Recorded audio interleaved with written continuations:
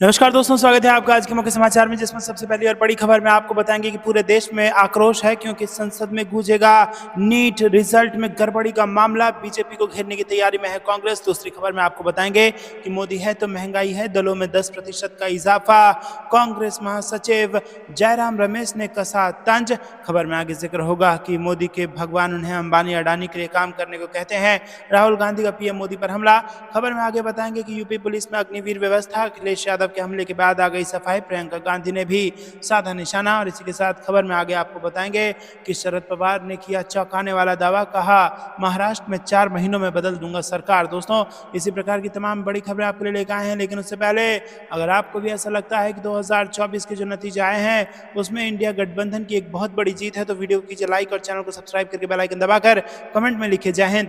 रुक करते हैं सबसे पहली और बड़ी खबर की तरफ। पूरे देश में आक्रोश है, संसद में गूंजेगा नीट रिजल्ट में गड़बड़ी का मामला। बीजेपी को घेरने की तैयारी में है कांग्रेस। जी हां दोस्तों, आपको बता दें कि मेडिकल प्रवेश परीक्षा नीट यूजी में पेपर लीक के मामले को लेकर कांग्रेस ने सरकार की तीखी आलोचना की है। पार्टी ने कहा है कि इस मामले को लेकर देश में जो गुस्सा है उसकी गूंज संसद में भी सुनाई देगी। साथ ही कांग्रेस ने नीट परीक्षा मुद्दे की सुप्रीम कोर्ट की निगरानी में जांच की अपनी मांग को दोहराया। दोस्तों, कांग्रेस ने राष्ट्रीय परीक्षण एजेंसी यानी कि एनटीए के महानिदेशक को हटाए जाने की मांग की है और पार्टी ने दावा किया है कि नीट परीक्षा की जांच के लिए चल रही मांग के प्रति भाजपा सरकार का रवैया गैर जिम्मेदाराना है और असंवेदनशील है। दोस्तों, आपको बता दें कि कांग्रेस अध्यक्ष मल्लिकार्जुन खड़गे ने गुरुवार को कहा कि पिछले 10 सालों में मोदी सरकार ने पेपर लीक और धांधली के जरिए करोड़ों युवाओं का भविष्य बर्बाद कर दिया है। रुक करते हैं अगली ब्रेकिंग न्यूज की तरफ। मोदी है तो महंगाई है, दालों में 10% का इजाफा। कांग्रेस महासचिव जयराम रमेश ने कसा तंज। जी हाँ दोस्तों, यहाँ पर नरेंद्र मोदी ने तीसरी बार प्रधानमंत्री पद की शपथ लेने के बाद देश के लिए फिर से काम करना शुरू कर दिया है। इस बीच नेताओं की एक दूसरे पर बयानबाजी भी शुरू हो गई है। अब कांग्रेस ने पीएम मोदी पर महंगाई को लेकर निशाना साधा। बता दें कि कांग्रेस महासचिव जयराम रमेश ने एक्स पर लिखते हुए कहा कि मोदी है तो महंगाई है। 4 महीनों से खानों की चीजों के दाम 8.5% से अधिक हो गए हैं और दालों में 10% से अधिक महंगाई बढ़ी है। और दोस्तों, मई में कीमतें 17.14% बढ़ी। रुक करते हैं अगली ब्रेकिंग न्यूज की तरफ। राहुल गांधी का पीएम मोदी पर हमला। मोदी के भगवान उन्हें अडानी और अंबानी के लिए काम करने को कहते हैं। जी हाँ दोस्तों, कांग्रेस नेता राहुल गांधी ने कहा है कि वो इस दुविधा का सामना कर रहे हैं कि उन्हें लोकसभा में सांसद के तौर पर केरल के वायनाड या उत्तर प्रदेश के रायबरेली में से किसका प्रतिनिधित्व करना चाहिए। हाल ही में संपन्न आम चुनावों में गांधी ने वायनाड निर्वाचन क्षेत्र से 3.5 लाख वोटों के अंतर से जीत हासिल की है, तो उन्होंने भारतीय कम्युनिस्ट पार्टी की एनी राजा को हराया है। कांग्रेस नेता ने रायबरेली से भारतीय जनता पार्टी के दिनेश प्रताप सिंह को 3,90,000 वोटों के अंतर से हराया है। केरल के मल्लपुरम जिले में एक जनसभा को संबोधित करते हुए राहुल गांधी ने कहा कि वो जो भी फैसला लेंगे उससे दोनों निर्वाचन क्षेत्र खुश होंगे। उन्होंने कहा कि मैं आपसे वादा करता हूं कि लोकतांत्रिक प्रगति के लिए हमारे सामूहिक संकल्प को आगे बढ़ाने के मेरे फैसले से आप खुश होंगे। राहुल गांधी ने कहा कि प्रधानमंत्री नरेंद्र मोदी के विपरीत वह भगवान द्वारा निर्देशित नहीं है। राहुल गांधी ने आरोप लगाया कि प्रधानमंत्री ने दावा किया था कि वो जैविक नहीं है बल्कि भगवान द्वारा भेजे गए हैं। बुधवार को गांधी ने आरोप लगाया कि मोदी के भगवान उन्हें अंबानी और अडानी के पक्ष में सभी निर्णय लेने के लिए कहते हैं।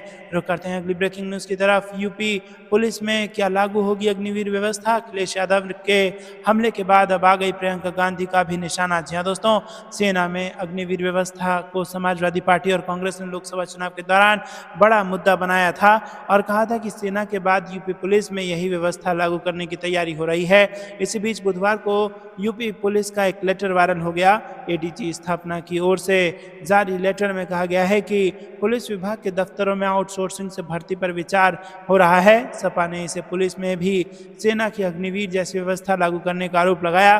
खुद समाजवादी पार्टी के अध्यक्ष अखिलेश यादव ने इसे लेकर भाजपा को घेर लिया। इसके बाद यूपी पुलिस बैकफुट पर आ गई है और कहा कि ये लेटर गलती से जारी हो गया है। इसके बाद कांग्रेस नेता प्रियंका गांधी ने कहा कि प्रदेश पुलिस की तरफ से जो कार्रवाई, जो सफाई पेश की गई है वो समझ से परे है। दोस्तों, अखिलेश यादव ने लेटर को लेकर भाजपा पर बड़ा हमला बोला और अखिलेश यादव ने सोशल मीडिया प्लेटफॉर्म एक्स पर लिखा कि उत्तर प्रदेश में भाजपा सरकार ने पुलिस व्यवस्था के प्रति लापरवाही भरा नजरिया अपना रखा है, जिसकी वजह से अपराधियों के हौसले बुलंद है। एक के बाद एक कार्यवाहक डीजीपी के बाद वो अब कुछ पुलिस सेवाओं की आउटसोर्सिंग पर विचार किया जा रहा है। ठेके पर पुलिस होगी तो ना ही उसकी कोई जवाबदेही होगी और ना ही गोपनीय और संवेदनशील सूचनाओं को बाहर जाने से रोका जा सकेगा। भाजपा सरकार जवाब दे कि जब पुलिस का अपना भर्ती बोर्ड है तो बाकायदा सीधी स्थायी नियुक्ति से सरकार भाग क्यों रही है। रुक करते हैं अगली ब्रेकिंग न्यूज की तरफ। महाराष्ट्र में 4 महीनों में बदल दूंगा सरकार, शरद पवार ने किया चौंकाने वाला दावा। जी हाँ दोस्तों, आपको बता दें कि लोकसभा चुनाव में मिली बेहतर प्रदर्शन के बाद इंडिया गठबंधन के दलों का उत्साह 7वें आसमान पर है और इंडिया गठबंधन के चुनाव में भाजपा को बहुमत हासिल करने से तो रोका नहीं। और यहाँ पर आपको बता दें कि एनडीए के लिए चुनौती पेश कर दी है इंडिया गठबंधन ने, क्योंकि 235 सीटों पर इंडिया गठबंधन जीत चुकी है। अब विभिन्न राज्यों के राजनीतिक दल विधानसभा चुनाव में अपनी जीत का दावा कर रहे हैं। महाराष्ट्र में भी विपक्षी दलों ने काफी शानदार प्रदर्शन किया और 48 में से 41 सीटों पर जीत हासिल की। अब राज्य में होने वाले लोकसभा चुनाव में पहले एनसीपी प्रमुख शरद पवार ने बड़ा दावा किया है। रुक करते हैं अगली ब्रेकिंग न्यूज की तरफ। बिहार में सियासत गर्म, उपेंद्र कुशवाहा छोड़ेंगे एनडीए का साथ, क्या बिहार में फिर होगा खेला। जी हाँ दोस्तों, बिहार की काराकाट सीट पर उपेंद्र कुशवाहा की हार के बाद अब सियासी भूचाल आ गया है। उपेंद्र कुशवाहा के सुर बदलते हुए नजर आ रहे हैं और चुनाव से पहले जहां उपेंद्र कुशवाहा लालू परिवार के खिलाफ जमकर बोल रहे थे, वहीं अब उनके द्वारा लालू यादव को भेजे एक संदेश ने सियासी अटकलें तेज कर दी है। लालू के संदेश ही नहीं, उनके द्वारा मीडिया में दिए गए बयान ने भी सियासी हलचल बढ़ा दी है। दरअसल उपेंद्र कुशवाहा काराकाट सीट पर जीत को लेकर पूरी तरह से आश्वस्त थे और लालू परिवार के खिलाफ खूब बयानबाजी कर रहे थे, लेकिन अब लालू के जन्मदिन पर दिए संदेश ने सियासी हलचल तेज कर दी है। उपेंद्र कुशवाहा ने लालू के जन्मदिन पर एक संदेश भेजा जिसमें वो काफी नरम नजर आ रहे थे। उन्होंने लालू को भेजे संदेश में लिखा कि अपने समय में सामाजिक न्याय के बड़े योद्धा रहे लालू यादव जी को जन्मदिन की ढेर सारी शुभकामनाएं। ईश्वर से उनके उत्तम स्वास्थ्य एवं दीर्घायु होने की कामना करता हूं। रुक करते हैं अगली ब्रेकिंग न्यूज की तरफ। बीएस येदियुरप्पा के खिलाफ गैर जमानती गारंटी वारंट जारी, पोस्को के केस में हुई कार्रवाई। जी हाँ दोस्तों, कर्नाटक के पूर्व मुख्यमंत्री और भारतीय जनता पार्टी के वरिष्ठ नेता बीएस येदियुरप्पा के खिलाफ बेंगलुरु की अदालत ने गुरुवार को पोस्को मामले में गैर जमानती गिरफ्तारी वारंट जारी किया है। वहीं बीजेपी नेता बीएस येदियुरप्पा ने अपनी जमानत के लिए अप्लाई किया है। पुलिस के मुताबिक येदियुरप्पा पर एक 17 साल की लड़की की मां की शिकायत के आधार पर पॉक्सो अधिनियम और भारतीय दंड संहिता की धारा 354A के तहत मामला दर्ज किया गया है। आरोप लगाया गया है कि उन्होंने इस साल 2 फरवरी को बेंगलुरु के डॉलर्स कॉलोनी में अपने आवास पर एक बैठक के दौरान उनकी बेटी का यौन उत्पीड़न किया।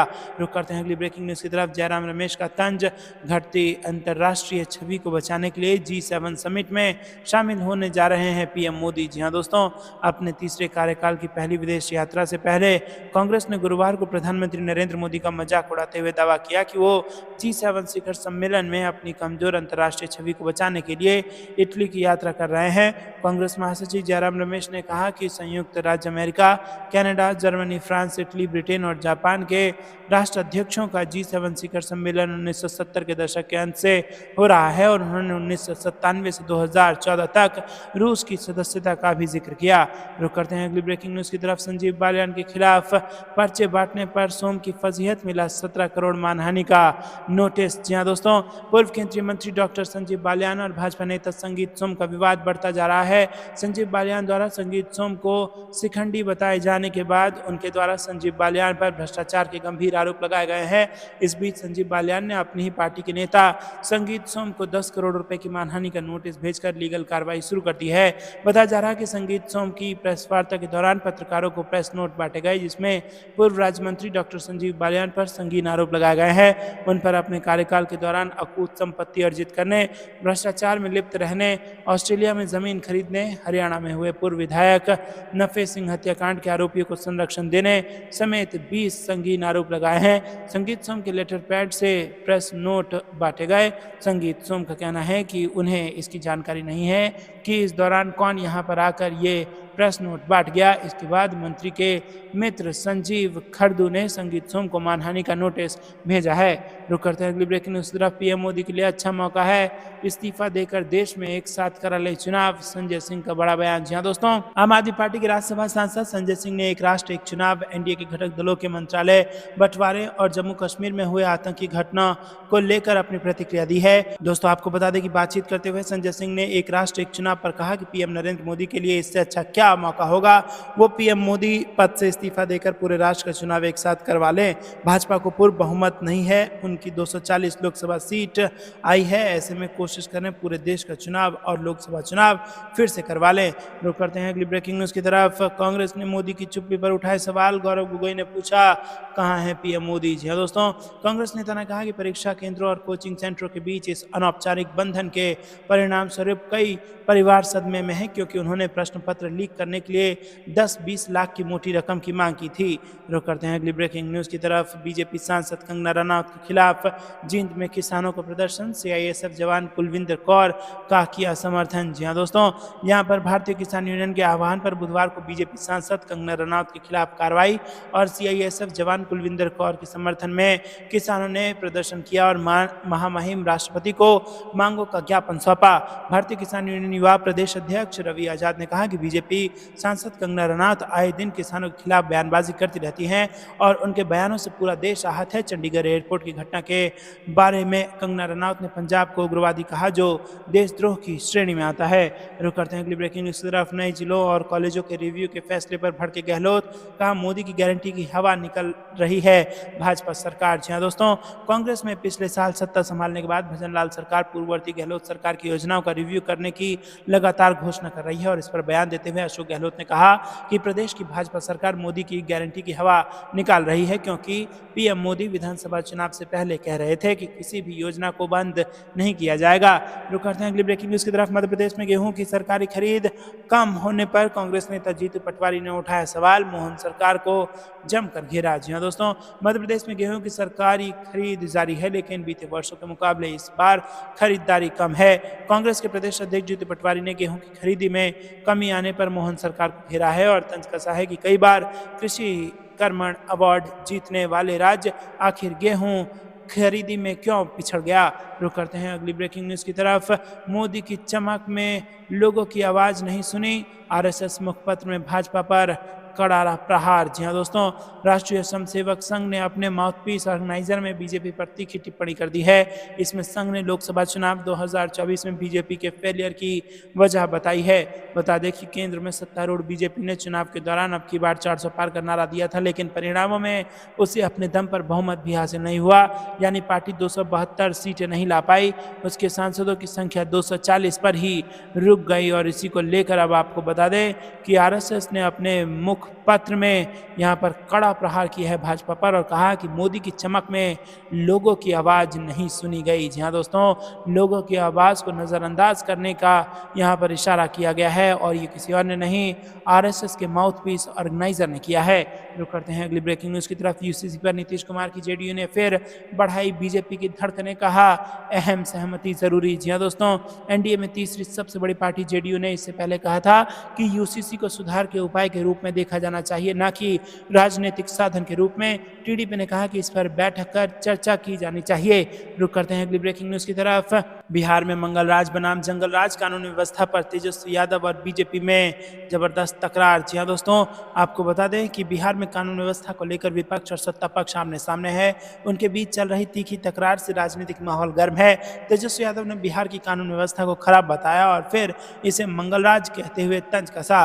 वहीं भाजपा ने लालू राबड़ी के शासनकाल को जंगलराज कहकर संबोधित करते हुए पलटवार किया। बीजेपी इसे पुरानी सरकार के समय के अपराधियों की साजिश भी मान रही है। रुक करते हैं अगली ब्रेकिंग न्यूज की तरफ। यूपी में अखिलेश यादव के साथ दम दिखाकर अब कांग्रेस की नजर मायावती पर, प्रमोद तिवारी ने दिया न्योता। जी हाँ दोस्तों, सपा के साथ गठबंधन कर यूपी में दम दिखाने के बाद कांग्रेस की नजर अब मायावती की अगुवाई वाली बसपा को साथ लेने पर है। कांग्रेस के राज्यसभा सांसद प्रमोद तिवारी ने बसपा को विपक्षी गठबंधन में आने का न्योता दिया है। कांग्रेस क्यों चाहती है कि बसपा भी गठबंधन में आए, इसको लेकर आपको बता दें दोस्तों कि जिस प्रकार से सपा और कांग्रेस का फार्मूला 2024 के लोकसभा चुनाव में उत्तर प्रदेश में हिट हुआ है और उत्तर प्रदेश में नरेंद्र मोदी का विजय रथ रोक लिया गया, उसके बाद अब ये सोशल इंजीनियरिंग की जा रही है कि क्या पता अगर यहाँ पर जो अगले साल विधानसभा चुनाव होना है इसमें मायावती भी साथ आए तो इस बदले माहौल में कुछ और भी बेहतर परिणाम की संभावना हो सकती है। आपको क्या कुछ लगता है कमेंट में जरूर बताइए। वीडियो को लाइक नहीं किया तो लाइक जरूर कीजिएगा। रुक करते हैं अगली ब्रेकिंग न्यूज की तरफ। तरफ अवध ने पूरे देश को दिया संदेश, जनता को एक समर्पित, सच्ची और साफ राजनीति चाहिए। जी हाँ दोस्तों, कांग्रेस महासचिव प्रियंका गांधी ने हाल में संपन्न लोकसभा चुनाव में Indian national developmental inclusive alliance की कामयाबी का जिक्र करते हुए मंगलवार को कहा कि इस परिणाम के जरिए अवध से पूरे उत्तर प्रदेश और पूरे देश में संदेश गया कि जनता को एक समर्पित, सच्ची और साफ राजनीति चाहिए। प्रियंका गांधी ने रायबरेली और अमेठी लोकसभा क्षेत्र में कांग्रेस की जीत पर जनता को धन्यवाद देने के लिए यहां आयोजित आभार सभा को संबोधित करते हुए कहा कि समाजवादी पार्टी के मेरे सभी साथियों ने हमारे साथ कंधे से कंधा मिलाकर चुनाव लड़ा। हमने यहां एक सेना बनाई जिसके तहत आपकी मजबूती से रायबरेली और अमेठी हम जीते। ये एक ऐतिहासिक जीत रही। उन्होंने कहा कि हमें ये बात कहने में गर्व होता है कि अवध से ये पूरे देश में संदेश गया कि हमें एक समर्पित, सच्ची और साफ राजनीति चाहिए। पूरा देश आपकी तरफ देख रहा है। उन्होंने जनता से वादा करते हुए कहा कि जितनी श्रद्धा, जितनी निष्ठा आपने हमें दिखाई है, उससे दुगनी श्रद्धा, उससे दुगनी निष्ठा के साथ हम सब आपके लिए काम करेंगे अगले 5 सालों के लिए और हमेशा के लिए। रुक करते हैं अगली ब्रेकिंग न्यूज की तरफ कि पीएम मोदी आंध्र प्रदेश को विशेष राज्य का दर्जा देंगे। कांग्रेस ने किया पीएम मोदी से ही सवाल। जी हाँ दोस्तों, कांग्रेस नेता जयराम रमेश ने सोशल मीडिया पर 7 साल पुराने राज्यसभा में दिए गए एक बयान का भाषण का वीडियो से साझा किया है। उन्होंने अपने इस भाषण में एपी पुनर्गठन अधिनियम 2014 के वादे को पूरा करने में मोदी सरकार की विफलता पर बात की थी। रुक करते हैं अगली ब्रेकिंग न्यूज की तरफ। उद्धव ठाकरे ने पूछा, आतंकी हमलों को रोकने की जिम्मेदारी किसकी? कहा, क्या पीएम जम्मू कश्मीर जाएंगे? जी हाँ दोस्तों, महाराष्ट्र के पूर्व मुख्यमंत्री उद्धव ठाकरे ने जम्मू कश्मीर में हुए आतंकी हमले को लेकर केंद्र सरकार पर निशाना साधा है। उन्होंने कहा कि हमले की जिम्मेदारी किसकी है? क्या प्रधानमंत्री नरेंद्र मोदी या फिर गृह मंत्री अमित शाह जम्मू कश्मीर का दौरा करेंगे? हमलों को रोकने पीएम मोदी की जिम्मेदारी होती है। अगर नरेंद्र मोदी हमलों को रोक नहीं सकते तो उन्हें प्रधानमंत्री बनने का कोई अधिकार नहीं है। इसके अलावा उन्होंने जानना चाहा कि जम्मू कश्मीर से अनुच्छेद 370 हटाए जाने के बाद जमीनी स्तर पर क्या बदलाव आया है। रुक करते हैं अगली ब्रेकिंग न्यूज की तरफ। वाराणसी में हारते हारते बचे पीएम मोदी। यूपी की जनता से नफरत, हिंसा के खिलाफ यूपी की जनता ने वोट दिया है और राहुल गांधी ने दिया ये बयान। जी हाँ दोस्तों, रायबरेली से कांग्रेस सांसद राहुल गांधी ने हाल के लोकसभा चुनाव में नफरत, हिंसा और अहंकार के खिलाफ मतदान करने के लिए जनता को धन्यवाद देते हुए मंगलवार को दावा किया कि अगर कांग्रेस महासचिव प्रियंका गांधी वाराणसी से चुनाव लड़ती तो प्रधानमंत्री मोदी 2-3 लाख वोट से हार जाते। कांग्रेस के पूर्व अध्यक्ष राहुल गांधी ने यहां आभार सभा में कहा कि इस चुनाव में हिंदुस्तान ने संदेश भेजा है कि हमें नरेंद्र मोदी जी का विजन अच्छा नहीं लगता, हमें नफरत नहीं चाहिए, हमें हिंसा नहीं चाहिए, हमें मोहब्बत की दुकान चाहिए, हमें देश के लिए नया विजन चाहिए। अगर देश को नया विजन देना है तो उत्तर प्रदेश से ही देना होगा और उत्तर प्रदेश ने संदेश दिया है कि हम प्रदेश और देश में इंडिया गठबंधन, समाजवादी पार्टी और कांग्रेस को चाहते हैं। राहुल गांधी ने अयोध्या की सीट पर भारतीय जनता पार्टी की पराजय का जिक्र करते हुए कहा, जवाब अयोध्या की जनता ने दिया है। सिर्फ अयोध्या में ही नहीं, वाराणसी में भी प्रधानमंत्री जान बचाकर निकले हैं। मैं अपनी बहन प्रियंका गांधी से कह रहा हूं कि अगर ये वाराणसी में लड़ जाती तो आज प्रधानमंत्री 2-3 लाख वोट से वाराणसी का चुनाव हार जाते। उन्होंने कहा कि मैं ये बात अहंकार से नहीं कह रहा हूं, बल्कि इसलिए कह रहा हूं क्योंकि प्रधानमंत्री को जनता ने संदेश दिया है कि आपकी जो राजनीति है वो हमें अच्छी नहीं लगी, हम प्रगति चाहते हैं। आपने 10 साल इस देश में बेरोजगारी, नफरत और हिंसा फैलाई, जनता ने प्रधानमंत्री को जवाब दे दिया। रुक करते हैं अगली ब्रेकिंग न्यूज की तरफ। एनडीए ने भले सरकार बना ली लेकिन शपथ लेने वाले भी खुश नहीं और जनता भी निराश, अखिलेश यादव का दावा। जी हाँ दोस्तों, समाजवादी पार्टी के राष्ट्रीय अध्यक्ष अखिलेश यादव ने मंगलवार को सफाई में कार्यकर्ताओं को संबोधित किया। इस दौरान उन्होंने कहा कि एनडीए ने भले ही सरकार बना ली है लेकिन इसके बावजूद भी उनके चेहरों पर खुशी नहीं दिखाई दे रही है। अखिलेश यादव ने कहा कि जिन्होंने शपथ ली है वो भी खुश नहीं है, सरकार बनाने वाले भी खुश नजर नहीं आ रहे हैं। सबसे बड़ी बात तो ये है कि एनडीए की सरकार बनने के बाद जनता में भी खुशी का एहसास नहीं है। केंद्र में सरकार बनाने वालों के चेहरे पर भी खुशी दिखाई नहीं दे रही है। सपा प्रमुख ने नए मंत्रिमंडल को लेकर कहा कि ये जैसे 2024 साल बदला है, समय बदला है, ऐसे ही आगे सब कुछ बदला दिखाई देगा। अगर एनडीए की बजाय इंडिया गठबंधन की सरकार बनती तो निश्चित है कि देश में कुछ ना कुछ नया होता। केंद्र में नवगठित एनडीए सरकार से देशवासियों को कुछ भी नया नहीं मिलने वाला है। रुक करते हैं अगली ब्रेकिंग न्यूज की तरफ। मणिपुर और मोहन भागवत के बयान पर जितेंद्र आव्हाड ने मोदी सरकार को घेरा, कहा जिसके अंदर मानवता जिंदा है। जी हाँ दोस्तों, आपको बता दें कि आरएसएस प्रमुख मोहन भागवत के बयान पर एनसीपी नेता जितेंद्र आव्हाड ने कहा है कि मुझे लगता है कि यहाँ पर मणिपुर में जो कुछ हो रहा है उस पर मोहन भागवत का बयान बहुत बड़ी बात है। पिछले कुछ महीनों से लगभग 1 साल से दुनिया का ध्यान मणिपुर पर केंद्रित है। सभी विपक्षी नेता कह रहे हैं कि वहां बहुत अन्याय हो रहा है, महिलाओं के साथ दुष्कर्म हो रहा है और घर जलाए जा रहे हैं, लेकिन अन्याय नहीं दिख रहा है। मुझे लगता है कि मोहन भागवत ने कहा है कि मानवता के संदर्भ में जिसके अंदर मानवता जिंदा है वो मणिपुर को जरूर देखेगा। मोहन भागवत की बातों का पालन किया जाना चाहिए। रुक करते हैं अगली ब्रेकिंग न्यूज की तरफ। बीजेपी की वॉशिंग मशीन में धुले सभी दाग ही अच्छे हैं। नए मंत्रिमंडल में 28 पर क्रिमिनल केस और 19 के खिलाफ गंभीर मामले। जी हां दोस्तों, एसोसिएशन ऑफ डेमोक्रेटिक रिफॉर्म्स ने प्रधानमंत्री नरेंद्र मोदी के नेतृत्व वाले तीसरे मंत्रिमंडल की संरचना के संबंध में शुरुआती निष्कर्षों का खुलासा किया है। रिपोर्ट में बताया गया है कि 28 मंत्री आपराधिक मामलों में फंसे हुए हैं। रिपोर्ट के मुताबिक इनमें से 19 मंत्रियों पर हत्या के प्रयास से लेकर महिलाओं के खिलाफ अपराध और नफरत फैलाने वाले भाषण जैसे गंभीर आरोप हैं। सबसे गंभीर आरोप का सामना करने वालों में बंदरगाह, जहाजरानी और जलमार्ग राज्य मंत्री शांतनु ठाकुर और शिक्षा और पूर्व व उत्तर पूर्वी क्षेत्र के विकास राज्य मंत्री सुकांत मजूमदार शामिल हैं। दोनों ने भारतीय दंड संहिता की धारा 307 के तहत हत्या के प्रयास से संबंधी मामलों की घोषणा की है।